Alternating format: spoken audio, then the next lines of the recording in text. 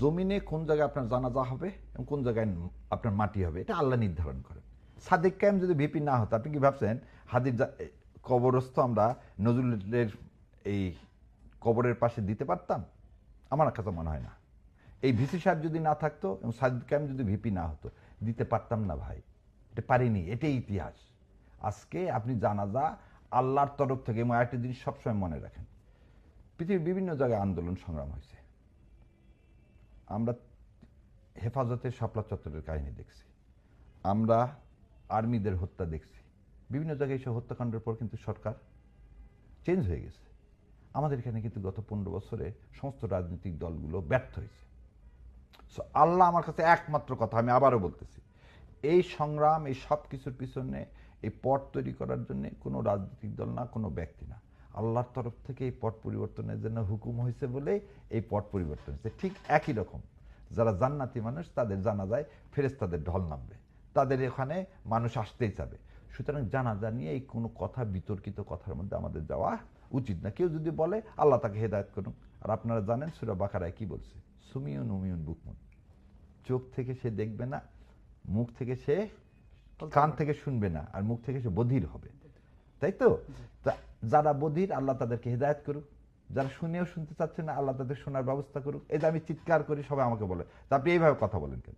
শুনেন, নজরুলকে কোনোদিন আপনি রবীন্দ্রনাথ বানাতে যান না,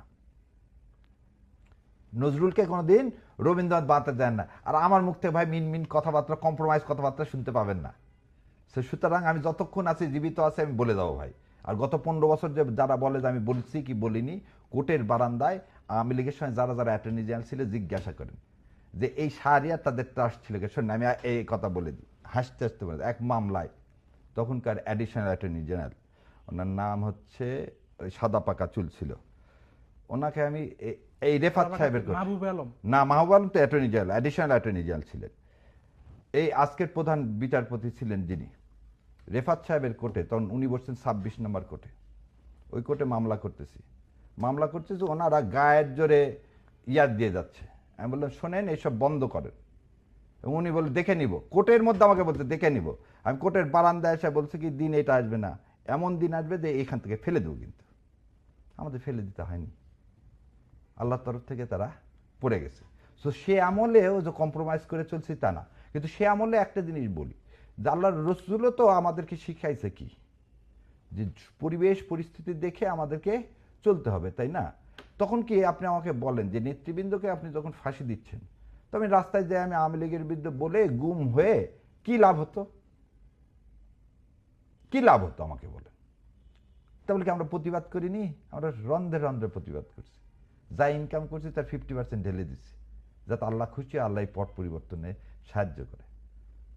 আর আমরা ইসলামকে ধারণ করছি এবং জীবনের শেষ দিন পর্যন্ত ধারণ করব। কেন? ওই প্রশ্নের উত্তর দেওয়ার জন্য, কি মান দিন হুকুম, এই দিনের পথে আমি যদি না থাকি, আমি তো এই প্রশ্নের উত্তর দিতে পারবো না। সো দুনিয়ার মানুষকে আমার জানানোর কোনো দরকার নাই আমি 15 বছরে কি করছি কি করিনি। যারা দিনী ভাই, এবং বাংলাদেশ সমস্ত মানুষকে বলতেছি, দিনী ভাইদের কাছে সে জিজ্ঞাসা করেন যে যারা প্রকৃতি ইসলাম চাচ্ছে, তারা জানেন আমার সম্পর্কে আমি 15 বছরে কি করছি কি করিনি। আচ্ছা, জানাজার বিষয়ে যে প্রশ্নটা করতে পারেন আর কি, যে জানাজা নিয়ে যে রাজনীতিটা করা হয়, একটা তো বললাম যে ঢাকা শহর জানাজা হোক, এটাও চাইনি, আমরা দেখেছি। সংখ্যার তথ্যের কথা তো আপনি বললেন, পাশাপাশি জানাজা দিতে যাবে ওখানেও কিন্তু রাজনৈতিক বক্তব্য দেওয়া হয়। মানে এই বিষয়গুলো আপনি কিভাবে দেখেন? না, আমার কাছে ভাই জানাজাটা জানাজায়। আর আরেকটা জিনিস আপনাকে বলি, জানাজার ওখানে রাজনৈতিক বক্তব্য না। প্রশ্ন হচ্ছে আল্লাহ রসুলকেও মাটি দেওয়া হচ্ছে কয়দিন পর? তার ওফাতের 3 দিন পর। কিন্তু এর মধ্যে নির্বাচিত হয়েছেন। তারপরে আপনারা রাজনীতি মানে কি বুঝাতে চাচ্ছেন? আদর্শগত রাজনীতি। আমরা আদর্শগত রাজনীতিটা কি? আমরা ইসলামকে বিশ্বাস করি, আল্লাহ সুবহানাহু ওয়া তাআলা দ্বীনে ইসলাম দেশে কায়েম হোক, এটা আমরা চাই। এর বিনিময়ে আল্লাহ কি দিবেন সেটা আল্লাহ আমাদেরকে বলে দিচ্ছেন। এবং এটা বললে আবার কি বলে দিচ্ছে, আমরা নাকি বেহেশতের টিকিট বিক্রি করতেছি। যে বলতেছি দ্বীনে ইসলাম কায়েমের জন্য আমরা কাজ করতেছি, এবং এই কাজটা কেন করতেছি, আমরা বেহেশতে যেতে চাই। তো এইটা আপনি একটা প্রমাণ করেন তো, যেমন একটা লোক আছে পৃথিবীতে, কোনো মুসলমান বেহেশতে যেতে চায় না, এরকম কোন লোক আছে? তা আপনি যদি বেহেশতে যেতে চান, তা আপনি দ্বীনে ইসলাম কায়েম করবেন না? কারণ আল্লাহ তো কমেন্ট কি, এটা তো ওপেন এক্সাম। মান দিনুকা, মান রব্বুকা, মান নবিউকা। 3 নম্বর কোশ্চেন কি? দ্বীন ইসলাম কায়েম করা। এই 3টার উত্তর দিতে না পারলে আমি বেহেশতে যাবো কিভাবে? তাই এই 3টা প্রশ্নের উত্তর দেওয়ার জন্য যে আমার জীবন কাটায় দিই, তাহলে কি আমি বেচতে টিকিট বিক্রি করি? আর বেচতে কে যেতে চায় না? বেচতে কে যেতে চায় না? হ্যাঁ, কিছু লোক চায় না, যে না, ওই যে একটা গান ছিল না, দুনিয়াকে মজা লেনা দুনিয়া তোমারই হে, মানে দুনিয়ায় যে কদিন আছো খালি মজা নিয়ে যাও। আর আমরা হচ্ছে দুনিয়াতে মজা নেওয়ার জন্য আসিনি। দুনিয়া বলতেছে আখেরাতে শস্য ক্ষেত্র। এটা হচ্ছে হোটেল। হোটেলে কয়দিন আসি চলে যাব।